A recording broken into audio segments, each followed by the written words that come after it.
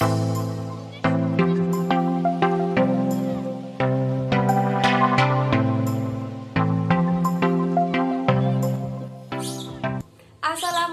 warahmatullahi wabarakatuh. Nama saya Nur Ika Dewi Wahyuni, kelas 12 MIPA 2, nomor absen 26. Pada video kali ini saya akan bahas materi mengenai akuntansi dan sistem informasi, di mana ada indikator yang harus kita pelajari dalam membahas materi ini. Indikatornya antara lain sebagai berikut.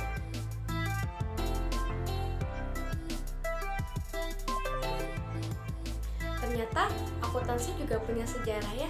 Apa sih sejarahnya akuntansi? Akuntansi sudah dikenal sejak manusia mulai bisa menghitung dan mencatat. Pada abad ke-15, terjadi perkembangan perluasan perdagangan yang dilakukan oleh pedagang Venesia di Italia yang menyebabkan manusia memerlukan pencatatan yang lebih sistematis. Pada tahun 1494, seorang ahli matematika yaitu Luca Pacioli menuliskan dalam sebuah buku yang berjudul Summa de Arithmetica Geometrica Proportioni et Proportionalita. Di dalamnya terdapat subbab yang berjudul Tractatus de Computis et Scriptoris yang memperkenalkan sistem tata buku berpasangan atau double entry system. Buku ini merupakan cikal bakal perkembangan akuntansi. Di Indonesia sudah mulai mengenal akuntansi di zaman penjajahan Belanda. Perusahaan di Indonesia menggunakan sistem kontinental. Setelah tahun 1960, Indonesia mulai menggunakan akuntansi sistem Amerika yaitu Anglo-Saxon karena dipandang lebih efisien dan praktis. Selanjutnya, pengertian akuntansi. Menurut American Institute of the Scientific Public Accounts atau AICIPA, akuntansi adalah seni pencatatan, penggolongan, peringkasan transaksi keuangan yang signifikan dan dinyatakan dalam satuan mata uang dan menginterpretasikan hasil proses tersebut.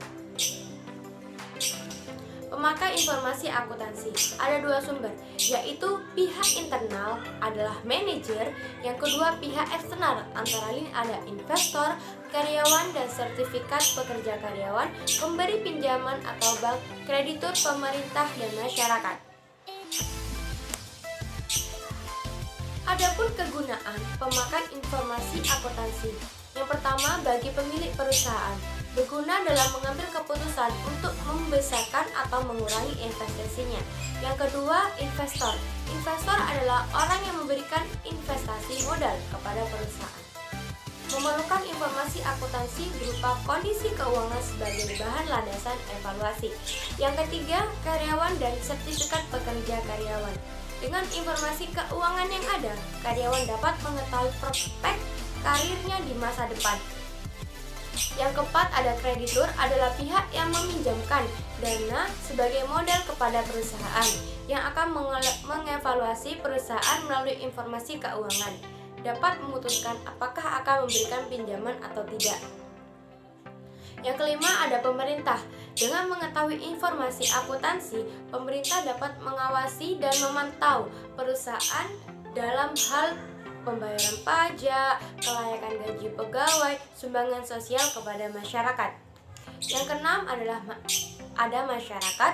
Dengan mengetahui informasi akuntansi, perusahaan untuk dapat memastikan peran perusahaan dapat melaksanakan kewajiban sosialnya. Jadi di sini masyarakat itu berhak mendapatkan dana sosial atau sumbangan dari perusahaan. Yang ketujuh, ekonom, praktisi dan analisis. Untuk mengetahui informasi akuntansi digunakan dalam memprediksi situasi ekonomi, inflasi, pertumbuhan pendapatan nasional dan sebagainya. Kualitas informasi akuntansi. Ada 7 karakteristik kualitas informasi akuntansi. Yang pertama ada relevan. Apa sih relevan itu? Relevan dapat mengacu pada beberapa cara dalam membantu informasi akuntansi. Kualitas informasi dikatakan relevan jika sudah memenuhi 3 syarat, yaitu prediktif, umpan balik, dan tepat waktu. Yang kedua ada keandalan atau reliability. Diartikan sebagai suatu keandalan yang menunjukkan seberapa jauh informasi yang didapat secara akurat. Dikatakan andal jika memiliki ciri dapat diuji, netral, kelengkapan. Yang ketiga dapat dipahami. Laporan keuangan harus dipahami secara jauh mana informasi tersebut sehingga tidak salah dalam mengambil keputusan. Agar pemakainya ini bisa mudah memahami dalam mengambil keputusan. Yang keempat, dapat dibandingkan. Artinya, kebenaran dari informasi keuangan dapat dibandingkan dengan laporan keuangan suatu perusahaan antar periode. Selanjutnya itu ada prinsip dasar akuntansi. Di sini ada 5 prinsip dasar akuntansi. Yang pertama itu prinsip biaya historis, prinsip keakuan pendapatan, prinsip pertemuan, prinsip konsisten, dan prinsip pengungkapan penuh. Kita belajar akuntansi, di mana di dalamnya juga terdapat bidang-bidang atau bidang-bidang akuntansi. Yang pertama itu ada akuntansi keuangan, ada akuntansi manajemen, akuntansi pemeriksaan, akuntansi biaya, akuntansi perpajakan. Yang ketujuh, akuntansi anggaran. Kedelapan, akuntansi sektor publik. Yang terakhir, sistem akuntansi informasi. Menjelaskan profesi akuntansi atau akuntan. Jadi, profesi akuntansi itu ada 4 macam. Pertama, akuntan publik adalah akuntan yang berprofesi sebagai auditor bebas terhadap laporan keuangan. Yang kedua, ada akuntan swasta adalah seorang akuntan yang bekerja di suatu perusahaan dan menjabat fungsi tertentu dalam jajaran manajemen. Yang ketiga, akuntan pemerintahan adalah akuntan yang bekerja pada badan pemerintahan dan tugasnya mengawasi dan mengelola kekayaan dan keuangan negara. Yang keempat, ada akuntan pendidik. Akuntan ini kegiatannya ada di dalam bidang pendidikan. Klasifikasi kelompok akun itu ada 2. Yang pertama, akun real. Apa sih akun real? Akun real adalah suatu perkiraan yang pada akhir periode akuntansi dilaporkan sebagai unsur neraca, di mana sifatnya ini permanen, yang terdiri dari akun harta, uang, dan modal.